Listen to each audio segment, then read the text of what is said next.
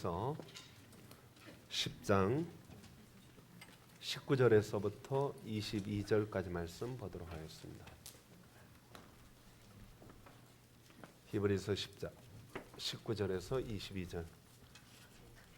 그러므로 형제들아, 우리가 예수의 피를 힘입어 성소에 들어갈 담력을 얻었나니 그 길은 우리를 위하여 휘장 가운데로 열어놓으신 새로운 살 길이요, 휘장은 곧 그의 육체니라.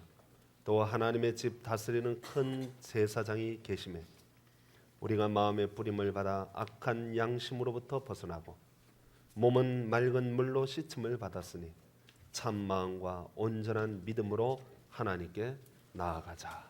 아멘. 기도하고 말씀 나누겠습니다.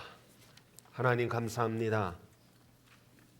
주께서 저희들을 사랑하시고 오늘도 복되고 귀한 자리에 불러주신 것 감사합니다. 예배하는 저희들 신령과 진정으로 예배하게 하시고 마음을 담아서 예배에 참여할 수 있게 하여 주옵소서. 이 예배가 하나님께 온전히 드려지는 사한 제사가 되게 하여 주옵소서. 부족한 종을 붙들어 하나님 말씀을 바로 증거하게 하시고 이 말씀 통하여 은혜 받는 귀한 시간 되게 하여 주옵소서. 예수님 이름으로 기도합나이다. 아멘. 저는 텔레비전 프로그램 중에 음악 방송을 가끔 봅니다. 불후의 명곡, 복면가왕, K-팝 스타 오디션, 제가 즐겨보는 프로그램 중에 하나입니다. 저는 K-팝 스타 오디션을 보면서 특별히 심사위원들이 하는 말이 꼭 저에게 하는 말 같이 들려서 참 감동스러울 때가 많습니다. 때로는 자상한 아버지처럼, 때로는 친형처럼 그렇게 마음을 담아서 한마디 한마디 해줄 때마다 가끔 저는 눈물이 울컥 나오기도 합니다. 아마 여성 호르몬 때문에 그런 것 같아요. 그러다 때로는 아주 모질게 야단도 치고 정말 눈물이 쏙 나올 정도로 따끔하게 채찍질을 가할 때도 있습니다. 제가 볼 때는 정말 노래를 잘 불렀는데 진정성이 없다느니, 마음을 담아서 노래를 부르지 않았다느니 그렇게 비판하는 것을 보면서 노래 하나 부르는데 뭐 그렇게 대단하게 야단을 치나, 그런 생각을 제가 했습니다. 어제 저녁에는 식사를 하고 불후의 명곡 김종서 편을 봤습니다. 은평구가 자랑하는 가수가 하나 있는데 알리라는 가수입니다. 그 알리가 제가 참 좋아하는 가수인데 나와서 에필로그라는 노래를 부르는데 자기가 에필로그 부르겠습니다 하고 이렇게 이야기한 다음에 의자에 탁 앉았어요. 노래를 아직 부르지도 않았습니다. 마이크만 이렇게 살짝 잡았는데 벌써 마음이 싹 빨려드는 거예요. 그 자세 하나, 얼굴 표정 하나하나에 벌써 온 청중들의 시선을 탁 모아가지고 탁 모으는데 야, 대단하다 그러면서 살짝 고개를 젖히는데 벌써 마음이 쿵 하는 거예요. 예뻐서 그런 것이 아닙니다. 마음이 담겨져 있어서 그래요. 그리고 한마디 한마디 말하듯이 읊조려 나가는데 정말 가사 하나하나가 제 가슴을 막 때리는 거예요. 아, 마음을 담아서 노래를 부르는 게 바로 이런 거구나, 그런 생각을 했습니다. 노래한다고 해서 목소리 좋다고 해서 노래하는 게 아니에요. 박자와 곡조로 음정을 맞추어 가면서 노래한다고 해서 노래하는 게 아니고 고음을 마음껏 지른다고 해서 노래를 잘 부르는 게 아니더라고요. 정말 노래를 잘 부르는 사람은 마음을 담아서, 거기에 진정을 담아서 부를 때 듣는 청중이 감동을 하고 감격을 하는 것입니다. 온몸에 전율이 일어나는 거예요. 그래서 제가 알았습니다. 야, 마음을 담아 노래하는 게 참 어렵구나, 힘들구나 하는 생각을 하게 되었습니다. 그런데 우리가 신앙생활 하면서 우리가 어떤 때는 신앙생활하는 게 참 쉽다고 생각할 때가 있습니다. 예배? 뭐 드리면 되지. 기도? 하면 되지. 찬송? 부르면 되지. 이렇게 쉽게 생각하는 사람들이 있습니다. 그런데 한다고 해서 하는 게 아닙니다. 예수님은 바리새인들의 형식적인 예배, 가식적인 예배를 몸서리칠 정도로 싫어하셨습니다. 사실 여러분들이 바리새인들이 형식적인 예배를 드린다고 해서 건성건성 대충 예배를 드리는 것처럼 생각할는지 모르겠지만 정말 여러분들이 바리새인들이 드리는 예배를 만약에 보았다면 여러분들은 절대로 그런 말을 할 수가 없을 것입니다. 제가 이번에 성지순례를 하면서 예루살렘의 통곡의 벽에 갔습니다.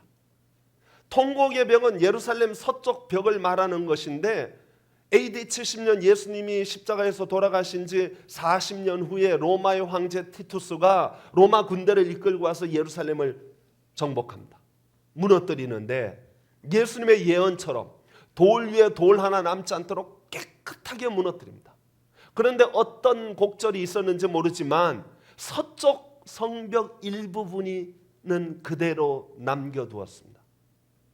유대인들은 예루살렘이 멸망한 이후에 그 서쪽 성벽에 찾아와서 기도하기 시작했습니다. 무너진 조국을 생각하며 기도하기 시작했습니다. 눈물 뿌려 기도하기 때문에 그 벽을 통곡의 벽이라고 했습니다.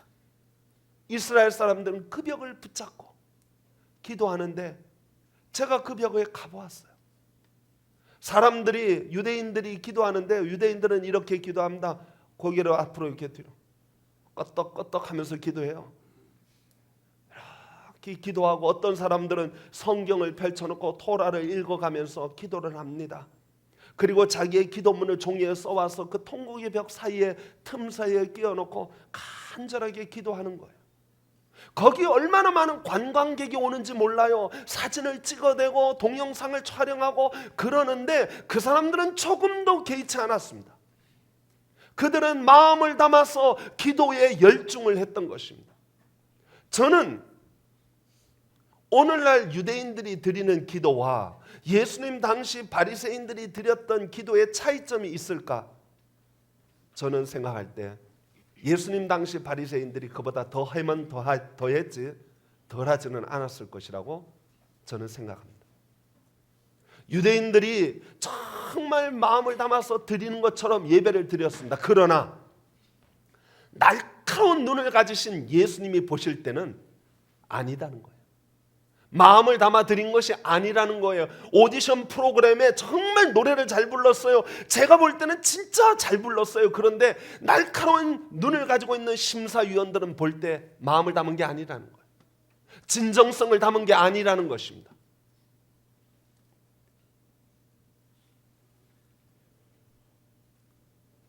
저는 그런 생각합니다. 오늘 우리들이 드리는 기도, 오늘 우리들이 드리는 예배를 주님이 보신다면 어떻게 평가하실까? 어떤 사람들은 하나님과 교제하는 것을 쉽게 생각합니다. 뭐 친구를 대하듯이 그렇게 친근하게 다정하게 편하게 매일매일 주님 만나는 거 그게 뭐가 어렵다고 쉽게 생각하는 사람들이 있어요. 가끔 큐티를 강의하는 분들이 그런 말을 하는 것을 듣게 됩니다만은 저는 동의할 수가 없습니다. 오늘 히브리서 저자는 본문 19절에서 이렇게 말합니다. 그러므로 형제들아 우리가 예수의 피를 힘입어 성소에 들어갈 담력을 얻었나니 여기 담력이라는 말을 사용합니다. 이 말을 이해하기 위해서는 구약의 성전을 좀 개념을 알아야 됩니다. 구약의 성전은 이 구조가 좀 독특합니다. 성전 바깥에 바깥뜰이 있습니다. 그 바깥뜰은 아무나 올 수 있습니다. 이방인도 올 수 있습니다. 여자들도 올 수 있습니다. 그러나 안으로는 들어갈 수가 없어요. 안뜰에는 유대인 남자만 들어가게 되어 있습니다. 그 안뜰에도 유대인 남자만 들어오는데 그 성소 안에는 유대인이 들어갈 수가 없습니다. 제사장만 들어가게 됩니다.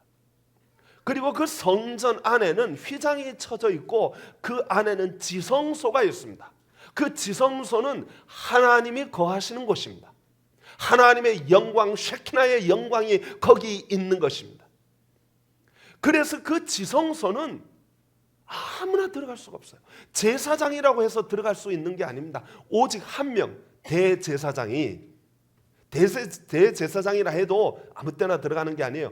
1년에 딱 한 번 대속죄일에 이스라엘의 모든 죄를 속죄하기 위하여 어린 양을 잡아 제사를 드리고 그 지성소에 대제사장이 들어갑니다. 들어갈 때 그냥 들어가지 않습니다. 발목에 방울을 달고, 걸어 다닐 때 딸랑딸랑 소리가 들리도록 발목에 방울을 달고 허리에 끈을 묶어서 그 끈을 바깥으로 연결하여 놓고 들어갑니다. 대제사장이라 할지라도 그 거룩한 하나님이 거하시는 지성소에 들어가서 제사를 드리는데 그가 진정성이 없고 참마음이 아니고 그가 온전하지 못하면 하나님이 치십니다. 그래서 그가 쓰러지면 방울 소리가 들리지 않으면 제사장들이 겁이 나서 거기 들어갈 수가 없는 거예요. 그래서 밧줄을 잡아 당기면 시신이 나오는 거예요. 유대의 백성들은, 유대인들은 심지어 제사장이라 할지라도 하나님 앞에 나아가는 것을 몹시 두려워했습니다. 우리 신앙의 선배들도 하나님 앞에 나올 때 두려워하며 떨었습니다. 그들은 하나님 앞에 나와서 정말 예배를 드릴 때 경건함과 거룩함을 유지하려고 애를 썼습니다. 두려운 마음으로 강대상에 감히 함부로 올라오지 못하고, 심지어 강대상을 닦는 어르신들도 밑에서 기도하고 그리고 올라와서 두려운 마음으로 강대상을 닦았어요. 그들은, 우리 신앙의 선배들은 두려움을 알았습니다. 제가 청년 때 저희 아버님이 설교하실 때 슬리퍼 신고 왔다고 얼마나 야단을 치는지 몰라요. 똑바로 앉지 않았다고 야단을 치었습니다. 하나님을 만나러 오는데 예배라는 게 뭡니까? 기도가 뭡니까? 하나님을 만나는 거예요. 사람 만나러 온 것이 아니고 하나님을 만나러 왔는데 어찌하여 너는 그런 자세를 가지고 있느냐는 거예요. 어찌하여 너는 그런 복장으로 나왔느냐는 거예요.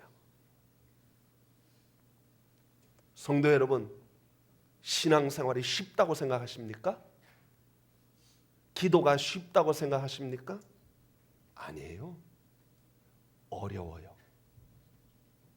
두 번째로 히브리서 저자는 우리에게 설명하고자 하는 어려움이 있습니다. 10장 22절 말씀입니다. 우리가 마음의 뿌림을 받아 악한 양심으로부터 벗어나고 몸은 맑은 물로 씻음을 받았으니 참마음과 온전한 믿음으로 하나님께 나아가자.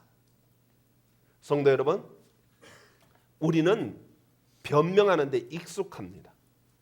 요즘 왜 기도 안 해요? 그러면 제가요 진짜 피곤해서요. 네? 요즘 왜 교회 잘 안 나오시죠? 목사님 제가 요즘 바쁘잖아요. 주일날에도 영업을 한다니까요. 이해해 주셔야죠. 누가 나를 비난하고 공격할 때 우리는 할 말이 너무 많습니다. 우리는 변명할 거리들이 너무 많습니다. 우리는 자신을 정당화하고 합리화시키는 데 선수들입니다. 그런데 여러분들이 하나님 앞에 서 보십시오. 하나님은 빛이십니다. 불꽃 같은 눈초리로 우리의 배부와 심장을 살피시고 우리의 행위와 행실을 다 아시는 하나님 앞에 서 보십시오. 그때 여러분들이 사람들 앞에서 변명하는 것처럼 하나님 앞에서 입을 열어 변명하려고 한다면 하나님은 여러분을 향하여 소리칠 것입니다. 이 악하고 게으른 종아, 바깥 어두운 데서 슬피 울며 이를 갈미 있으리라. 이 거짓의 종자들아, 회칠한 무덤아, 이 독사의 자식들아, 너희는 입에 독이 가득하구나. 다윗은 하나님 앞에서 그래서 이런 고백을 합니다. 무릇 나는 내 죄가를 아오니 내 죄가 항상 내 앞에 있나이다. 내가 주께만 범죄하였으니 주의 목전에 악을 행하여 싸우니 주께서 말씀하실 때 나를 의롭다 하소서, 죄를 사여 주옵소서. 그렇게 했습니다. 성도 여러분, 탕자는 아버지 앞에서 변명할 수가 없었습니다. 그는 아버지의 아들이라 불려올 자격조차 없었습니다. 아버지, 조금이라도 제게 은혜를 베푸신다면 저는 아들이라 일컬음을 받을 수 없으니 품꾼의 하나로 써주시옵소서. 며칠 동안 굶고 헐벗고 지치고 옷은 다 헤어지고 그런 아들이 기진맥진하여 간신히 아버지께 요구합니다. 요청합니다. 여러분, 우리가 아직도 우리 안에 양심이 남아있다면 하나님 앞에 어떻게 빤빤하게 고개를 들 수 있겠습니까? 다른 사람들 앞에는 뻔뻔해질 수 있습니다. 다른 사람들 앞에서는 자존심을 내세울 수도 있고 변명할 수도 있고 당당해질 수도 있습니다. 그러나 하나님 앞에서는 절대로 그래서는 안 됩니다. 그럴 수 없습니다. 하나님 앞에 나올 때는 무릎으로 나와야 합니다. 기어서 나와야 합니다. 그렇기 때문에 우리는 우리의 마음이 씻음받을 필요가 있습니다. 하나님은 우리의 행위와 행실만 보는 것이 아니라 우리의 마음까지도 보십니다. 더럽고 추한 마음, 시기하고 질투하는 마음, 분노하고 복수하려는 마음, 우리 안에 있는 모든 더러운 욕망을 다 보십니다. 마치 구정물통같이 우리 마음속을 다 보십니다. 구정물통도요, 가만두면 찌꺼기가 가라앉고 겉은 아주 깨끗하고 맑은 물, 투명한 물이 그 위에 올라옵니다. 깨끗해 보입니다. 아무도 건드리지 않으면 멋져 보입니다. 그래서 사람들은 말합니다. 나 건드리지 마. 나 안 건드리면 나 착한 사람이야. 나 괜찮은 사람이야. 나 좀 건드리지 마. 그렇게 말합니다. 그러나 여러분, 하나님은 우리의 겉모습만 보고 속지 않습니다. 우리의 속 마음을 보십니다. 그 구정물통 한번 휘저으면, 그 구정물통 발로 한번 팡 차면 속에서부터, 그 안에서부터 얼마나 더럽고 냄새나고 지저분하고 치사하고 야비한 추악한 것들이 올라오는지 모릅니다. 하나님은 그걸 보십니다. 바로 그 더러운 걸 보십니다. 누가복음 16장 15절에 보니까 예수께서 이르시되 너희는 사람들 앞에서 스스로 옳다 하는 자들이나 너희 마음을 하나님께서 아시나니, 너희 마음을 하나님께서 아시나니 사람 중에 높임을 받는 그것은 하나님 앞에서 미움을 받는 것이니라. 그렇습니다. 사람들 앞에서는 잘난 척할 수 있어요. 괜찮은 척할 수 있어요. 근데 하나님은 그걸 미워하신다는 거예요. 그래서 다윗은 이렇게 노래합니다. 우슬초로 나를 정결하게 하소서. 내가 정하리이다. 나의 죄를 씻어 주소서. 내가 눈보다 희리이다. 우리가 하나님 앞에 나아가려면 우리 마음을 씻음 받아야 돼요. 히브리서 저자는 그래서 하나님 앞에 나아갈 때 참 마음과 온전한 믿음으로 하나님께 나아가자, 그렇게 말했습니다. 여러분, 세상 노래 하나 부르려고 해도 진정한 마음으로, 참 마음으로 부르지 않으면 아무도 감동 안 해요. 그런데 우리가 하나님 앞에 나올 때 정말 우리의 참 마음으로, 우리의 진정한 마음으로, 온전한 믿음으로 하나님 앞에 나오지 않을 때 하나님이 그걸 기뻐 받으시겠습니까? 참 마음은 진지함과 정직함을 의미합니다. 하나님 앞에서는 우리의 본심을 숨길 수가 없습니다. 하나님을 속이는 일은 불가능합니다. 하나님은 모든 것을 보시고 아십니다. 우리의 혼과 영과 및 관절과 골수를 찔러 쪼개고 우리의 마음의 생각을 판단하시는 분이십니다. 지으신 것이 하나도 그 앞에 드러나지 않는 것이 없으니 하나님의 눈앞에 모든 것이 벌거벗은 것처럼 드러나게 되리라. 사람은 속일 수 있어요. 하나님은 못 속입니다. 하나님은 다 아십니다. 그러므로 하나님 앞에 나올 때는 거짓된 마음 갖고 나오지 마세요. 위선적인 마음 갖고 나오지 마시고 참 마음으로 나오시기 바랍니다. 진실한 마음으로 나오시기 바랍니다. 표정에서부터, 말에서부터, 자세에서부터, 복장에서부터 진실하고 참되게 나오시기 바랍니다.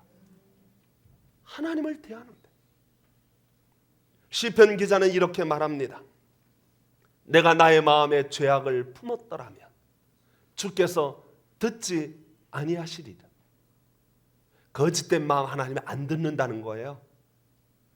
형식적인 마음 하나님이 안 본다는 거예요. 위선적인 거 하나님이 쳐다보지도 않는다는 것입니다. 그런데 여기서 끝이 아닙니다. 우리에게 새로운 살 길이 있습니다. 히브리서 10장 19절부터 21절 말씀. 그러므로 형제들아 우리가 예수의 피를 힘입어 성소에 들어갈 담력을 얻었나니 그 길은 우리를 위하여 휘장 가운데로 열어놓으신 새로운 살 길이요 휘장은 곧 그의 육체니라.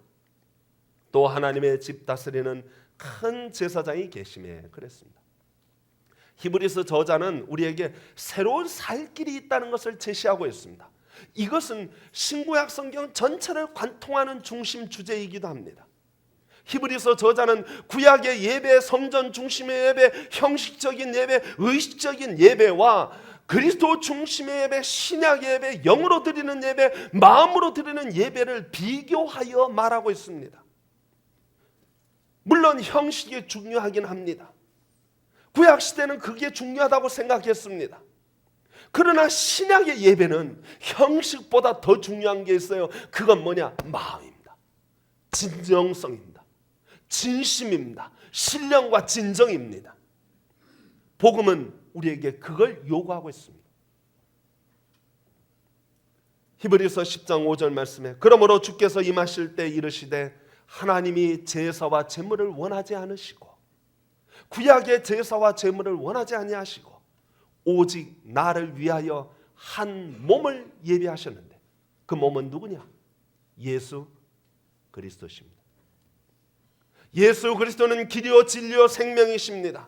우리가 하나님 성소에 담대히 들어갈 담력을 얻은 것은 다른 것이 아닙니다. 우리가 죄가 깨끗이 용서함 받았기 때문에 담력을 얻는 것이 아닙니다. 우리가 깨끗해졌고 우리가 진정성을 갖추고 마음을 담아요 하나님 앞에 나오기 때문에 하나님 앞에 담대히 나아갈 수 있느냐? 그렇지 않습니다. 우리가 하나님 앞에 담대히 나아갈 수 있는 것은 예수 그리스도 그분 때문입니다. 그분은 우리를 위하여 몸을 찢으시고 피를 흘리셨습니다. 예수님의 십자가의 보혈 공로로 하나님과 우리 사이에 가로막힌 담을 다 허시고 우리를 감히 하나님을 향하여 아바 아버지라 부를 수 있게 해주신 분은 예수 그리스도의 십자가입니다. 물론 우리에게 양심은 아직도 살아서 우리를 공격할 거예요. 내가 너 어떤 놈인지 다 아는데, 너 안에 구정물이 다 있는 거 아는데, 너가 죄인이고 너가 추악한 더러운 욕망으로 가득 차 있는 거 내가 아는데, 너 지난날에 잘못과 허물을 다 아는데, 그렇게 우리를 공격할 것입니다. 그때 성경은 이렇게 말합니다. 그리스도는 모든 믿는 자에게 의를 이루기 위하여, 모든 믿는 성도들에게 의롭다 하기 위하여 율법의 마침이 되셨느니라. 율법의 마침이 됐다는 말은 본인이 십자가를 짐으로 율법을 종식시켰다는 뜻입니다. 어제 어느 분이 칼빈이 천국에 갔을까요? 전 그게 궁금합니다. 그렇게 말하는 것을 들었습니다. 제가 그 말한 이유를 압니다. 사실 칼빈은 종교개혁의 중심 인물이었고 말씀을 잘 강론하였고 교회를 세우는 일을 했지만은 그에게 과오도 있습니다. 이단자 세르베투스를 화형시키는 데 동의했습니다. 그것은 두고두고 칼빈을 비판하는 사람들에게 가십거리로 남아져 있었습니다. 늘 칼빈을 비판할 때 세르베투스를 화형시켜 죽였다, 잔인하다 비판합니다. 저는 칼빈이 이단자 셀베투스를 죽인 것에 대하여 칼빈을 대신해서 변명할 말이 참 많습니다만은 변명하고 싶지 않습니다. 제가 말하고 싶은 것은 칼빈이 잘했다 못했다가 아니라 예수 그리스도께서 우리의 모든 죄를 담당하시고 십자가에 피 흘려 우리를 구속하여 주셨다는 것입니다. 성도 여러분, 우리 중에 어느 누구가 하나님 앞에 온전히 설 수 있습니까? 바울도 허물이 있고 잘못이 있고, 다윗도 잘못이 있고, 요셉도 잘못이 있고, 저와 여러분도 허물투성입니다. 그런 것으로 따지면 천국에 들어갈 자는 단 한 명도 없을 거예요. 깨끗해야만 들어갈 수 있습니까? 온전해야만 들어갈 수 있습니까? 제가 하고 싶은 말은, 우리가 천국에 들어가는 것은 우리가 죄를 안 지었기 때문이 아니라 우리가 천국에 들어가는 것은 오직 예수 그리스도의 값없는 은혜로 들어간 줄 믿습니다. 우리가 하나님 앞에 나아가는 것, 거룩한 지성소에 담대히 하나님 앞에 나아가 하나님 아버지 하고 부를 수 있는 담력을 가지게 된 것은 내가 깨끗해서도 아니고, 내가 진정성을 갖춰서도 아니고, 그것은 예수 그리스도의 십자가의 은혜 때문입니다. 성도 여러분, 우린 참 어렵고 힘든 시대에 살고 있습니다. 교회가, 목사가, 성도가 사람들에게 욕을 얻어먹고 손가락질 당하는 시대에 살고 있습니다. 우리 스스로 보기에도 부끄러울 때가 참 많습니다. 교회 중직자라고 하지만 기도 제대로 못합니다. 예배 진심으로 드리는 경우 우리 스스로 양심을 비추어 살펴봐야 합니다.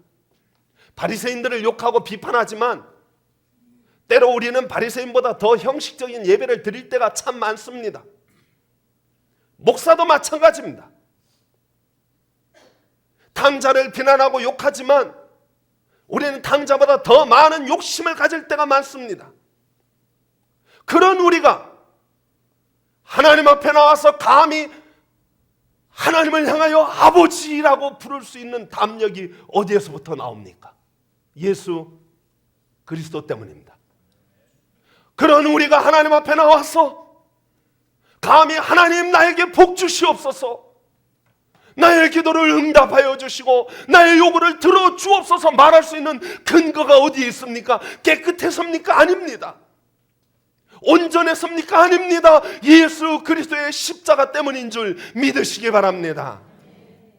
우리가 하나님 앞에 나와서 주여 내가 여기 있나이다, 나를 사용하여 주소서, 나를 써주시옵소서 말할 수 있는 용기가 어디에서부터 나옵니까?